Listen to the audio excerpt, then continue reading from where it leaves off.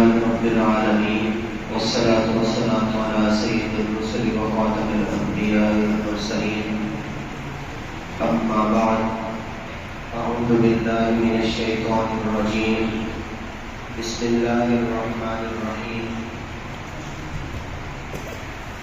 ولا تقتلوا من الذين ظلموا فتمسكهم النار وقال الله تبارك وتعالى إنا كفيناك المستهزئين وقال النبي صلى الله تعالى عليه وسلم المسلم أخو المسلم وقال صلى الله تعالى عليه وسلم المؤمنون كجسد واحد وقال النبي صلى الله تعالى عليه وسلم لا يؤمن أحدكم حتى أكون أحب إليه من والده وولده والناس أجمعين أو كما قال صلى الله تعالى عليه وسلم صدق الله وصدق رسوله النبي الكريم ونحن على ذلك من الشاهدين والشاكرين والحمد لله رب العالمین۔ میرے انتہائی واجب الاحترام بھائیوں، دوستوں اور بزرگوں، آج کی ہماری یہ نشست تکمیل قرآن کی یہ مجلس ہے اور بڑی ہی بابرکت یہ گھڑیاں ہیں۔ رمضان المبارک کا مبارک مہینہ ہے اور اس کا بھی آخری مبارک عشرہ ہے اور اس کی بھی آخری عشرے کی یہ طاق رات ہے اور درمیانی طاق رات ہے اور آج شب جمعہ بھی ہے۔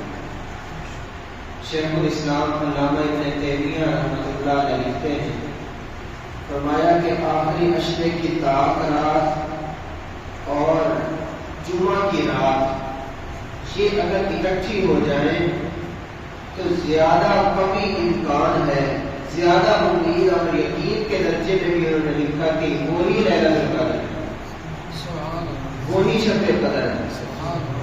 تو ہماری بڑی خوش قسمتی ہے کہ اس مبارک رات کے اندر ہم تکمیل قرآن کی مجلس میں شامل ہیں، ہم یہاں پر موجود ہیں، مسجد کا ماحول ہمیں ملا ہوا ہے۔ بہت سارے لوگ ایسے بھی ہیں جو ٹی وی دیکھ رہے ہوں گے، بہت سارے ایسے بھی ہیں جو گپے مار رہے ہوں گے، جو کوئی گیم کھیل رہے ہوں گے، لیکن اللہ تعالیٰ کا کتنا بڑا احسان ہے ہمارے اوپر کہ اللہ نے ہمیں اپنے گھروں سے اٹھا کر اپنے گھر میں بٹھا دیا کہ میرے گھر میں آ جاؤ، اس مبارک رات میں مجھے آ کر بنا لو، اپنے لیے روزی مانگ لو، میں دینے کے لیے تیار ہوں، اپنے لیے عافیت مانگ لو، میں دینے کے لیے تیار ہوں، اپنے لیے بخشش مانگ لو، میں دینے کے لیے تیار ہوں، اپنے اور اپنے اولاد کے لیے نیکی مانگ لو، میں دینے کے لیے تیار بیٹھا ہوں۔ بڑی ہی بابرکت مجلس ہے جس میں ہم آج موجود ہیں۔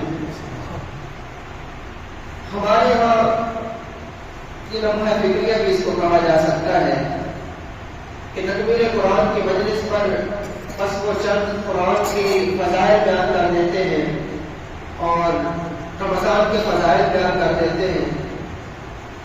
اچھی بات ہے، قرآن کے فضائل جتنے بھی بیان کیے جائے فضائل ختم نہیں ہوں گے، بالکل کرنے چاہیے، لیکن بعض اوقات امت کو جس چیز کی ضرورت ہوتی ہے وہ چیز بھی بیان کرنی چاہیے۔ اس کی بھی بڑی ضرورت ہے کہ امت اس وقت کے اندر اس کو کون سی چیز کی ضرورت ہے، یہ حالات کو بھی دیکھنا چاہیے۔ تو جو آیت میں نے آپ کے سامنے پڑھی، میں روایتی گفتگو کرنے کے حق میں نہیں ہوں کہ میں آؤں آپ کے سامنے کچھ تقریر کروں اور کچھ فضائل بیان کروں اور چلا جاؤں۔ میں چاہتا ہوں کہ کوئی بات ایسی آپ کے سامنے کر دوں جو ہمارے پلے پڑ جائے، جس پر ہم عمل کر کے اللہ رسول کے قریب ہو جائیں، جس پر ہم عمل کر کے ہم جنت کے قریب ہو جائیں۔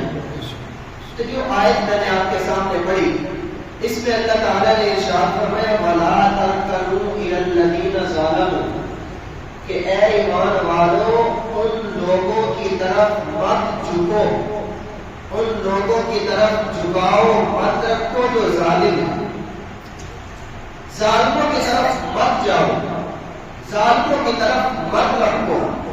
اگر تم ظالموں کی طرف جھکاؤ رکھو گے فتمسکم النار، تو پھر تمہیں جہنم میں جانا پڑے گا، پھر تمہیں آگ میں جانا پڑے گا، پھر آگ تمہیں جلائے گی۔ اگر تم ظالموں کی طرف جھکو گے تو آگ تمہاری طرف جھکے گی۔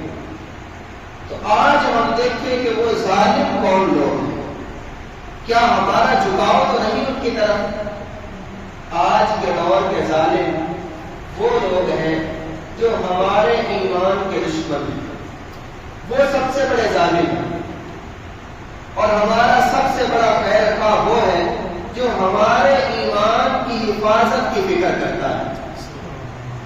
تو ظالموں کو چھوڑ کر خیر خواہوں کی طرف جھکنا ہوگا ہمیں۔ اس دور کے اندر ایک صراحتاً ظلم جو ہمیں نظر آ رہا ہے، ہم دیکھ رہے ہیں فلسطین کے اندر ہمارے بچوں کو ذبح کیا جا رہا ہے، ان کے ہاتھ پاؤں کاٹے جا رہے ہیں، ہماری عورتوں پر زیادتیاں کی جا رہی ہیں، ہمارے بڑوں کو شہید کیا جا رہا ہے، اور روزانہ ہم دیکھ رہے ہوتے ہیں موبائل کے اندر ویڈیو آ گئی کہ اتنے لوگ شہید ہو گئے، ویڈیو آ گئی کہ اتنے بچے شہید ہو گئے، اور وہ یہودی کتنے بدبخت ہیں، وہ ویڈیو بناتے ہیں اور کہہ رہے ہوتے ہیں کہ دیکھو ہم نے بچوں کو قتل کر دیا، بچے ہیں نہیں، ہم کس کو قتل کریں؟ اور ہمارا مسلمان دیکھ رہا، وہ دیکھ کر اس کو آگے گزار رہا ہے کہ اب کوئی اور ویڈیو دیکھتے ہیں، یہ ویڈیو میں نے دیکھ لیا، کوئی اور دیکھتا، یہاں پر بچے سے پڑھو گے اب میں کوئی اور دیکھتا ہوں۔ تو مسلمان اگر اس کو درد نہیں ہو رہا، وہاں مسلمان زخمی ہے، یہاں کے مسلمان کو اگر درد نہیں ہو رہا تو اس کا ایمان کامل نہیں ہے۔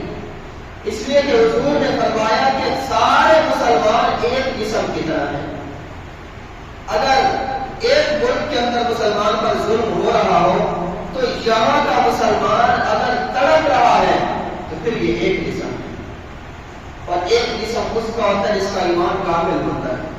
اگر یہاں کا مسلمان تڑپ نہیں رہا تو پھر ایمان کامل نہیں ہے، پھر المؤمنون کجسد واحد نہیں ہے، یا تو المؤمنون نہیں ہے یا پھر کجسد واحد نہیں ہے۔ تو اس لیے ضمیر بیدار کرنا ہوگا، احساس بیدار کرنا ہوگا۔ کہیں ہم ظالموں کے ساتھ میں تو نہیں کھڑے، کہیں ہم مظلوموں پر گولیاں چلانے والوں کے ساتھ تو نہیں کھڑے، کہیں ہم ان کو ذبح کرنے والوں کے ساتھ میں تو نہیں کھڑے، کہیں ہم ظالموں کی فہرست میں ہمارا شمار تو نہیں ہو رہا۔ یہ ہر وقت ہمیں سوچنا چاہیے اور یاد رکھیں ایمان کا دوسرا نام غیرت ہے، غیرت کا دوسرا نام ایمان ہے۔ مسلمان کو جو سب سے زیادہ غیرت والا، آپ نے فرمایا کہ یہ اسلام یہ غیرت والوں کا دین ہے، اور فرمایا تم میں سب سے بڑا غیرت والا میں ہوں، اور فرمایا میرا اللہ مجھ سے بھی زیادہ غیرت والا ہے۔ تو ایمان کا دوسرا نام غیرت ہے، اگر غیرت مر جائے تو پھر ایمان مر جاتا ہے۔ اس لیے غیرت کو بیدار کرنے کی بڑی ضرورت ہے، بہت ضرورت ہے۔ آپ صلی اللہ علیہ وسلم نے آپ کے عمل کو دیکھے، صحابہ کے عمل کو دیکھے، کیسے انہوں نے ہمیں بتایا کہ تقاضے کیا ہے، ہم نے زندگی گزارنی کیسے ہے، ہم نے ظالم کے سامنے ڈٹ کر کھڑے کیسے ہونا ہے۔ غزوہ موتا کا واقعہ شاید آپ نے سنا ہو، جس میں 3000 صحابہ کا لشکر تھا، آپ نے جھنڈا دیا حضرت زید بن حارثہ کے ہاتھ میں، جو آپ صلی اللہ علیہ وسلم کے منہ بولے بیٹے تھے کہ زید یہ جھنڈا پکڑو، ان سارے مجاہدوں کو لے جاؤ، اور فرمایا کہ اگر یہ زید شہید ہو جائے تو یہ جھنڈا میرے چچا زاد بھائی جعفر پکڑ لیں، جعفر تیار کے ہاتھ میں دینا، اور اگر وہ بھی شہید ہو جائے تو پھر یہ جھنڈا عبداللہ بن رواحہ کے ہاتھ میں دینا، جو میرے محبوب ترین شاعر ہیں، اگر وہ بھی شہید ہو جائے پھر تم آپس میں مشورہ کر لینا اور جس کو بھی طے کرنا اس کو یہ جھنڈا دے دینا۔ اب حضور 3000 صحابہ کو بھیج رہے ہیں، پتا ہے کہ میرا محبوب بیٹا، میرا منہ بولا بیٹا شہید ہوگا، پتا ہے کہ میرا چچا زاد بھائی وہ جعفر شہید ہو جائے گا۔ جعفر کے ساتھ محبت کتنی تھی حضور کو۔ خیبر کے موقع پر جب خیبر فتح ہوا، حضرت علی رضی اللہ تعالیٰ نے اس مرہم کو ٹکڑے ٹکڑے کر دیے اس کے، اور خیبر اتنا بڑا قلعہ فتح ہو گیا، اور آپ صلی اللہ علیہ وسلم وہاں خوشی کے ساتھ مسکرا رہے ہیں اور صحابہ کو بیان کر رہے ہیں۔ اسی حالت میں حضرت جعفر صاحب جو ہجرت کر کے گئے ہوئے حبشہ کی طرف، وہ وہیں پر واپس آئے تو آپ صلی اللہ علیہ وسلم کو کئی دن لگ گئے تھے خیبر کو فتح کرتے کرتے، کئی دن یہاں پر گزر گئے تھے۔ جب وہ فتح ہوا، ادھر سے جعفر بھی آئے، آپ صلی اللہ علیہ وسلم نے سارے صحابہ سے مخاطب ہو کر فرمایا کہ اے صحابہ، آج مجھے سمجھ نہیں آ رہی، آج مجھے پتہ نہیں چل رہا کہ خیبر کے فتح ہونے کی زیادہ خوشی مجھے ہو رہی ہے یا جعفر کے واپس آنے کی خوشی زیادہ ہے۔ اتنی محبت تھی جعفر کے ساتھ، اس کو بھی دیکھ رہے ہیں اگر یہ بھی شہید ہو جائے تو عبداللہ بن رواحہ کو جھنڈا دینا، اور پتہ تھا جعفر شہید ہو جائیں گے۔ اور عبداللہ بن رواحہ وہ کیسے معروف تھے، آپ جس میدان کے اندر بھی اترتے تھے، آپ جہاں بھی تلوار لے کر جاتے تھے، سب سے پہلے عبداللہ بن رواحہ کو آواز دیتے۔ عبداللہ بن رواحہ کہاں ہے؟ وہ آئے اور میرے دشمنوں کو میری شان کے اندر شعر سنائے، وہ آئے اور میرے دشمنوں کے ساتھ شعروں کے اندر مقابلہ کریں، ان کی صفوں کو پسپا کریں۔ عبداللہ بن رواحہ کو بھی دیکھ رہے ہیں، پتہ ہے عبداللہ بن رواحہ بھی شہید ہو جائیں گے، لیکن پھر بھی دیکھ رہے ہیں۔ اس جنگ کی وجہ کیا ہے؟ کیوں آپ نے یہ لشکر بھیجا؟ کیوں اپنے پیاروں کو شہید کروایا؟ اس لیے کہ آپ نے ایک قاصد بھیجا تھا، اپنا ایک خادم بھیجا تھا کہ جاؤ جا کر قیصر روم کو یہ خط جا کر دو۔ تو وہ جا رہے تھے، رستے کے اندر اس قیصر کا ایک امیر تھا، اس علاقے کا گورنر تھا، اس سے ملاقات ہوئی، اس نے نبی کے اس قاصد کو قتل کر دیا، یہ صحابی شہید ہو گئے۔ آپ نے فرمایا کہ ہم نے اس قاصد کا بدلہ لینا ہے، 3000 پیارے صحابہ کا لشکر بھیج دیا، جاؤ جا کر شہید ہو جاؤ، بدلہ لیے بغیر واپس نہ آنا۔ یہ صحابہ کو اور اپنے پیاروں کو بھیج کر حضور نے ہمیں یہ پیغام دیا ہے کہ یہ دین غیرت والوں کا دین ہے، یہ دین غیرت مندوں کا دین ہے، دین اسلام کا نام دوسرا غیرت ہے۔ اس لیے اپنے پیاروں کو جا کر شہید کروایا۔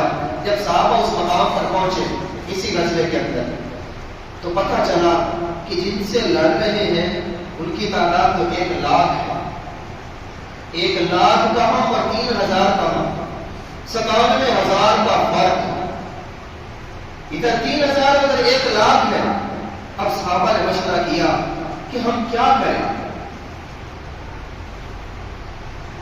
بہت ساروں نے مشورہ کیا کہ ایک قاصد بھیجا جائے حضور کی طرف، اور وہ آپ صلی اللہ علیہ وسلم کا حکم معلوم کر کے آئے کہ یا رسول اللہ ہمارے لیے کیا حکم ہے، ہم لڑیں یا واپس آ جائیں۔ ابھی اس قاصد کو بھیج رہے تھے کہ عبداللہ بن رواحہ کھڑے ہو گئے اور کھڑے ہو کر فرمایا کہ اے لوگوں، یہ کیا مشورہ کر رہے ہو، قاصد کو کدھر بھیج رہے ہو؟ تمہیں پتہ نہیں ہے کہ ہم کامیاب ہونے کے لیے جا رہے ہیں؟ ہماری کامیابی 2 چیزوں میں ہے، یا تو ہم فتح حاصل کر لیں تو کامیاب ہیں، یا پھر ہم شہید ہو جائیں تو کامیاب ہیں۔ اور یاد رکھو بڑی کامیابی شہادت ہے، اس لیے ہم واپس نہیں جائیں گے، ہم ہر حالت میں کامیاب ہی کامیاب ہیں، اس لیے ہم آگے جا کر لڑیں گے۔ تو یہ صحابہ آگے گئے اور لڑے۔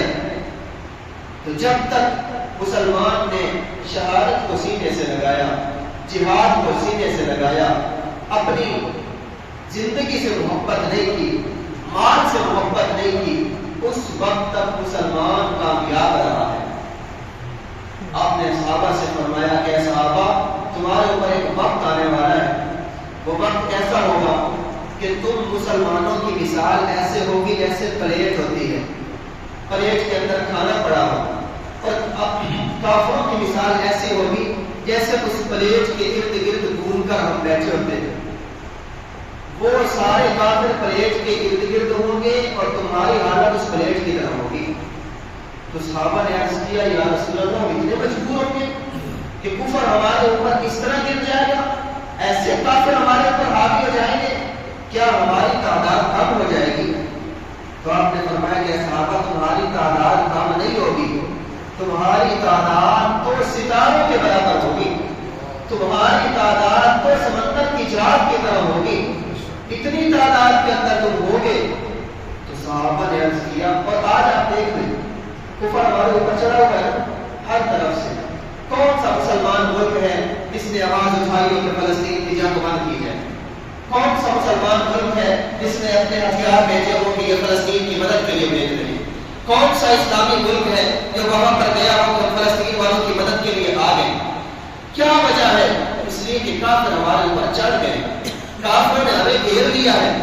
اور آپ نے فرمایا کہ تمہاری تعداد کم نہیں ہوگی۔ اس وقت بھی 2.25 ارب مسلمان موجود ہیں، 2.25 ارب مسلمان اس وقت ہزاروں کی تعداد میں تھے جو غالب آ جایا کرتے تھے، اور اب 2.25 ارب مسلمان ہیں، لیکن سارے ہاتھ باندھ کر بیٹھے ہوئے ہیں، سارے میچ کا تماشا دیکھ رہے ہیں۔ مسلمان ذبح ہو رہے ہیں، شہید ہو رہے ہیں، قتل ہو رہے ہیں، ہوتے رہے، ہمیں کیا؟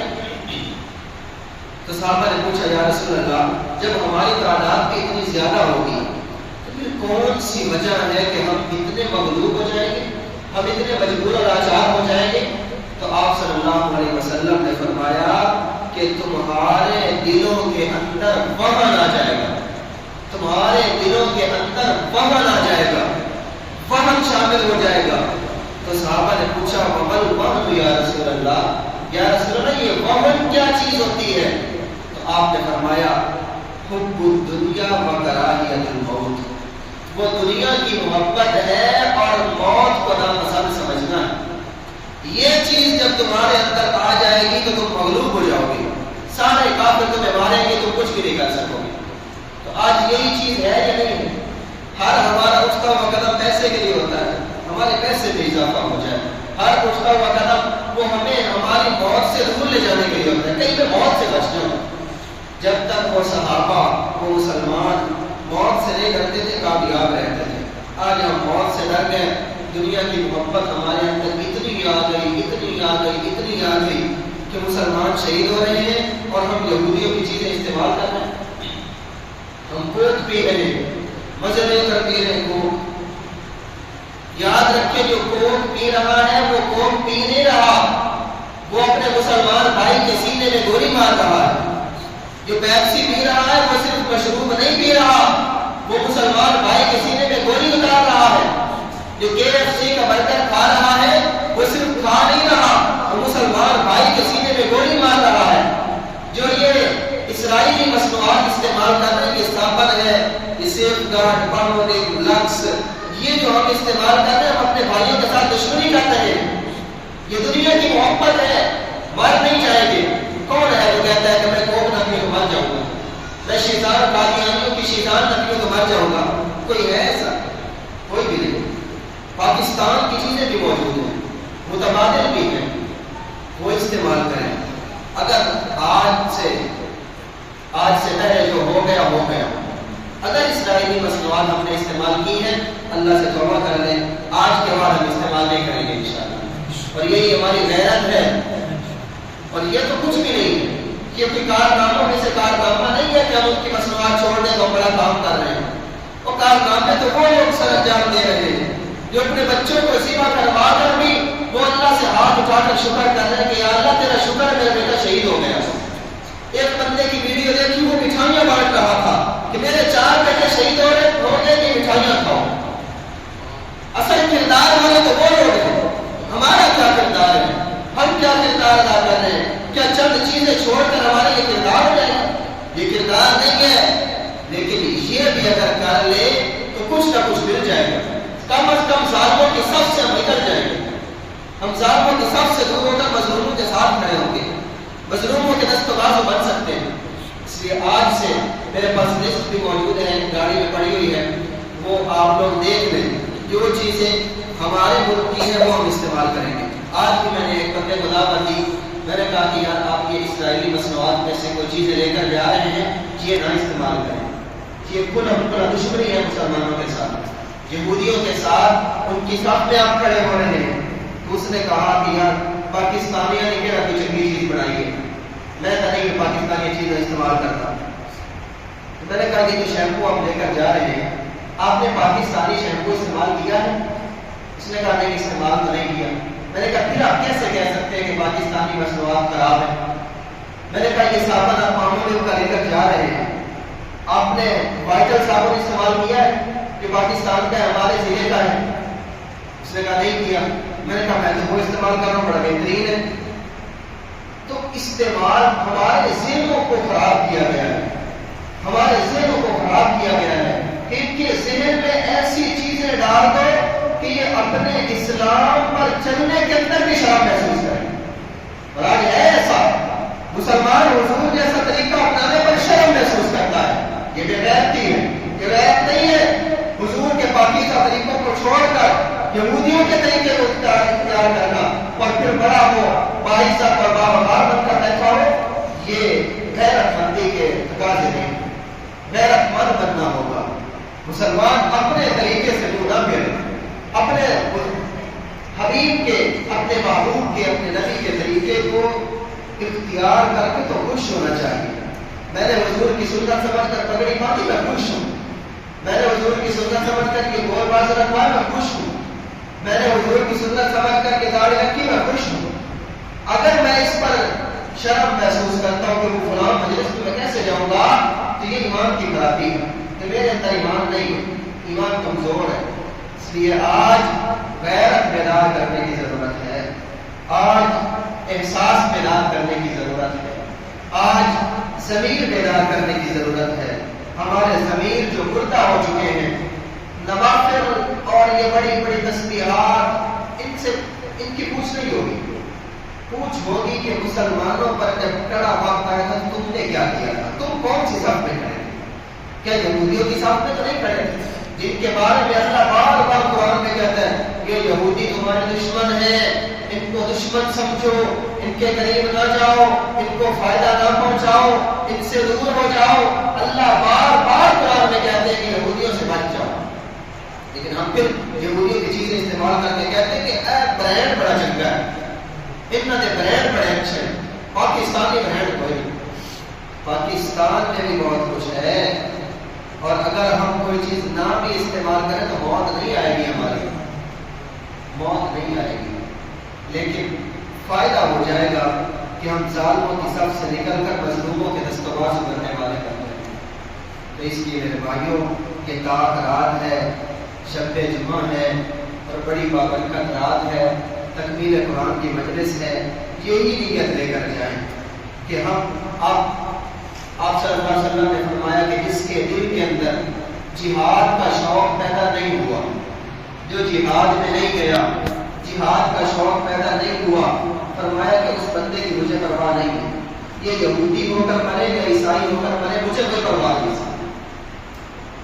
یہ کتنی بڑی چیز ہے۔ اگر ہمارے لیے راستے کھل گئے، آپ سارے جہاد کے لیے تیار ہیں انشاءاللہ؟ جہاد کے لیے جائیں گے انشاءاللہ؟ سارے ہاتھ کھڑا کر کے گئے جائیں گے انشاءاللہ، ہم جنگ لڑیں گے انشاءاللہ، مظلوموں کے ساتھ کھڑے ہوں گے انشاءاللہ، ان ظالموں کو ماریں گے انشاءاللہ، ہم اپنے مسلمان بھائیوں کا بدلہ لیں گے انشاءاللہ۔ وہ تو جہاد ہے، لیکن آج یہاں رہ کر جو ہم کر سکتے ہیں وہ کریں گے انشاءاللہ۔ اسرائیلی مصنوعات کا مکمل بائیکاٹ کریں گے انشاءاللہ۔ اللہ تعالیٰ سب کو عمل کرنے کی توفیق عطا فرمائے اور آج کی اس تاکرات سے خوب ہمیں فائدہ اٹھانے کی توفیق عطا فرمائے۔ وآخر دعوانا